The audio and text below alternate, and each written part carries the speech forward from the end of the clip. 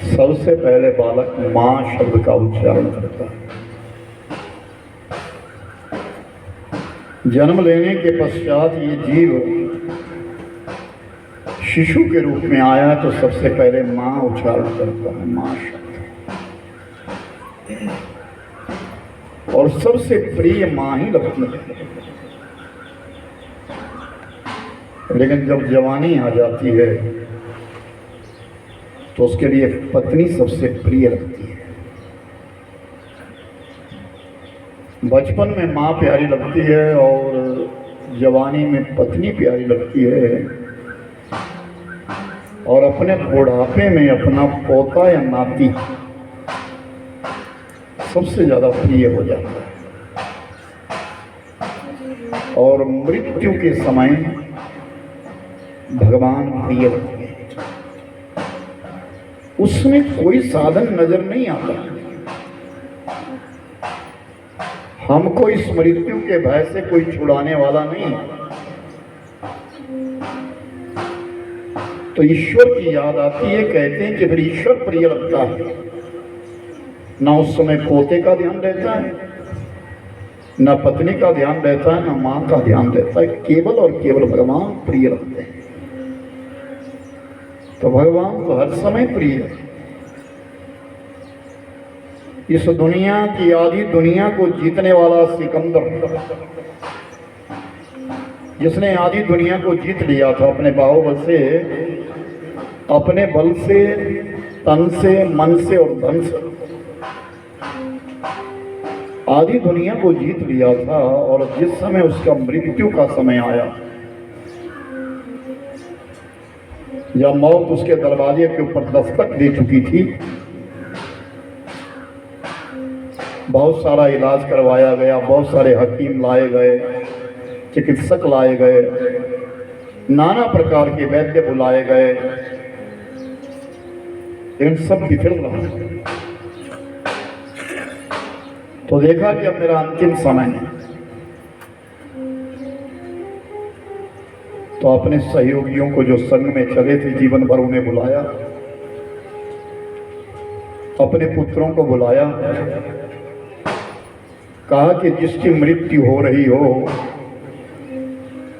उसकी मनोइच्छा को पूर्ण करना चाहिए। मेरी भी मनोइच्छा है, उसे तुम पूरी कर दो। क्या कहो, आप सिकंदर हो। दुनिया में सब उसी का नाम लेंगे, सिकंदर बोलेंगे। जो सब में महान होगा उसको कहेंगे तू सिकंदर है, क्योंकि आपने आधी दुनिया को जीता है। जो आपकी इच्छा है सो कहो ना। तो कहा कि जब मेरी मौत हो जाए, मेरी मृत्यु हो जाए और मेरी वैकुंठी तैयार हो, जिस समय मेरी शव यात्रा चलने को तैयार हो जाए, मेरा जनाजा जब उठे, तो मेरे जनाजे को उठाने वाला कोई और ना हो, वो हकीम लगा दिए जाए जिन्होंने मेरा उपचार किया है, जिन्होंने मेरे लिए दवाइयाँ दी है, नाना प्रकार की औषधियाँ दी है, उन्हें बुलाया जाए और मेरे जनाजे को कंधा दिया जाए। और दूसरा वो कि जितनी भी मैंने दौलत कमाई है, जितनी भी मैंने दौलत इकट्ठी करी है, अपने बल से, कपट से, छल से, नाना विधि प्रकार से, वो सारी दौलत मेरे जनाजे के आगे रास्ते में बिछा दी जाए, मेरे कब्रिस्तान तक उसको बिछा दिया जाए। और तीसरा है कि जब मेरा जनाजा बनाया जाए तो मेरे दोनों हाथ खुले छोड़ दिए जाए। तो सबने कहा कि जो आपने कहा वो सत्य है, लेकिन हम जानना चाहते, समझना चाहते हैं आप क्या कह रहे हैं, आपके कहने का तात्पर्य क्या है, आप दुनिया को संदेश क्या दे रहे हैं। जब भी मृत्यु मंडल से कोई गुणी व्यक्ति उठता है, महापुरुष उठता है, बलवान योद्धा उठता है या नास्तिक उठता है, तो संसार को एक अपने अनुभव की शिक्षा दे करके जाता है।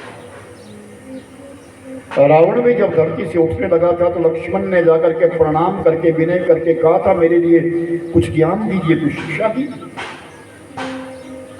जो भी महापुरुष उठा है वो कुछ ना कुछ इस समाज के लिए शिक्षा दे करके गया है।